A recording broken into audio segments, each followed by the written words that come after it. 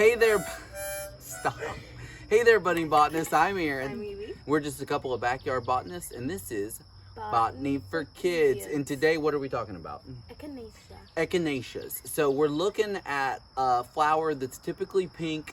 It's a native flower, and it's one that is commonly grown, although most people only grow one type of species, and there are all kinds of them in this group of Echinaceas, this group or this genus. And so we're going to look at some of the species we have and kind of compare and contrast the ways they're different. And go back in time to look at them, because not all of them were blooming at the same time. Yes, exactly. Some of them started blooming early May, and then we'll talk about the order that they bloom, which is June. Yeah, all the way to early June. And that's one of the things that makes them different, right? The different blooming times. And we'll look at the different physical characteristics as well. Sound good? Yeah. Okay. Yeah. All right. So this is our first coneflower, and this is smooth coneflower, or Echinacea levigata.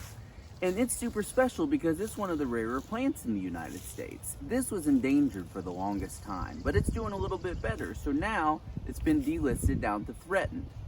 And so this is one of the earlier blooming Echinaceas. It blooms very early May here in North Carolina. And once again, what separates it or sets it apart from the other species of Echinacea is that it's smooth. The palea, or the palea, these little pokey orange things on top here, protect the seeds. And you'll see in the other species that sometimes these are different colors. So once again, smooth coneflower, Echinacea levigata, smooth, blooms first in the season compared to the other Echinaceas. Let's go check out some more. This is an Echinacea pallida, or pale purple coneflower, as the cone is purple. It has a hairy stem, and if you can see, there are a few little thin hairy leaves at the bottom. Very good. And this one actually blooms next after smooth coneflower, a couple weeks, about mid-May. I lost you. Where did you go? Hi! There you go. Okay. Yeah, this is the best blooming set of them. So this is a Echinacea tennesseean. It's a Tennessee coneflower. Talk a little louder. Yeah. Tennessee coneflower, yeah. Tennessee Yeah. And it has a hairy stem, like the rest of them mostly. But its petals are pointing up. I am being stabbed by a few other plants right now. But as you can see, they're pointing up instead of out, and to the side, they go up. They are pretty much the same as the rest of them, but they are smaller, as it is very much smaller. They are also hairy. Yeah, they're hairy like the rest, but very, very, very skinny. And when does this one bloom? The end of May. Yep, this one blooms end of May, after pale purple coneflower and after smooth coneflower.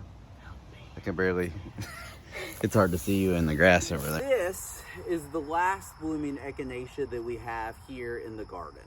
This is the common purple coneflower, or Echinacea purpurea.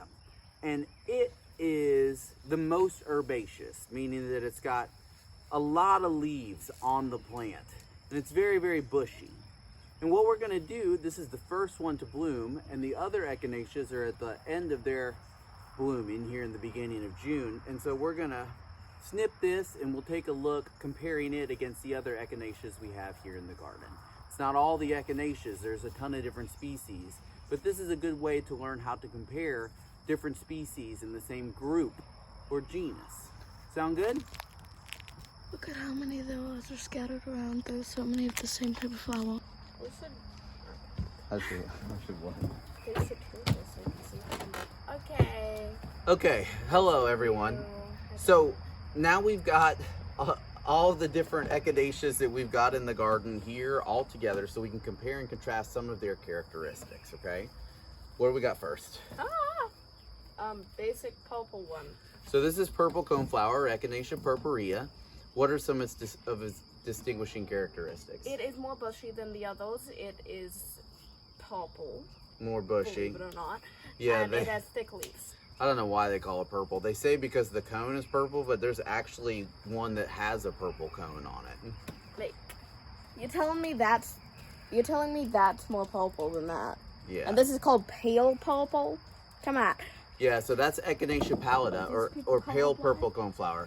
What is the stem on that one like? This one is hairy, but not too hairy, and like What about lashy. What about the leaves And compared it to has these? very thin leaves compared to the purple. Thinner, yeah, this purple coneflower, the one that's most common in gardens right now, and is just now starting to bloom, has these oval-shaped leaves on it. And remember, these cones on the top, are we stuck? These cones on the top have these little spiky things that are called palea. A single one is called a palea, and they're just little like seed protectors. And they're an important characteristic of helping compare and contrast the different species. So pale purple, what else we got? We have, this is the Tennessee coneflower. Tennessee coneflower, what's special about that one? It has its petals go up, it grows upwards. Yeah, skinny leaves. And what about, what's the last one? It's smooth cone. Even though its cone is not smooth, its stem is smooth. Smooth stem, smooth leaves, smooth coneflower. This one is recently threatened, right?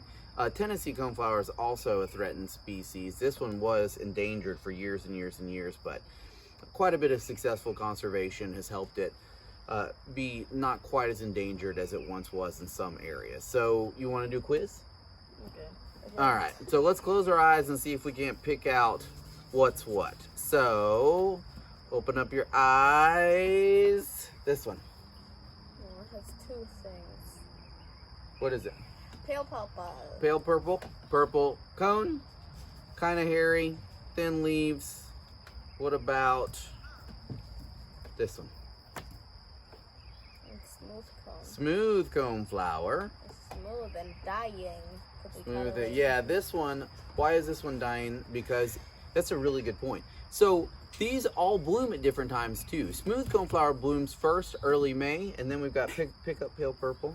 Mid-May we get also dying currently. It's June 1st. We get, yeah, that one blooms starting about mid-May, and then towards the end of May we get Tennessee coneflower, and then in the beginning of June the regular coneflowers or purple coneflower starts to bloom. And so not only do these have different physical characteristics, but they also have different bloom times, right? And then of course we have the last one, which is purple coneflower. What are the giveaways? We didn't talk about the Tennessee one, but the giveaway is not only are they purple, they have kind of a rounder cone almost. It's bigger and it's bushier. Bushier, oval-shaped leaves. Bit Yes, less yes. hairy I than know the I others. didn't quiz you on this one because I figured you would get it quite easily. So, anyways, this is the time of year you'll start to see Echinaceas starting to bloom. Oh no, you broke the stem on the smooth coneflower. You may see these in gardens. You may have them in your garden. You may see them in garden centers. If you're lucky, you'll see some of them blooming on the side of the road. They're native to certain areas around the United States, although not all areas. And so we just wanted to compare and contrast some of the more common Echinaceas. There are lots of other Echinacea species. So now you get a feel for what makes different species unique, right? They're all in the same group, the same genus, Echinaceas, but they're all different species because they all have their own special characteristics that make each one of them special. As always, I'm Aaron. I'm Amy. We're just a couple of backyard botanists, and this is Botany for Kids.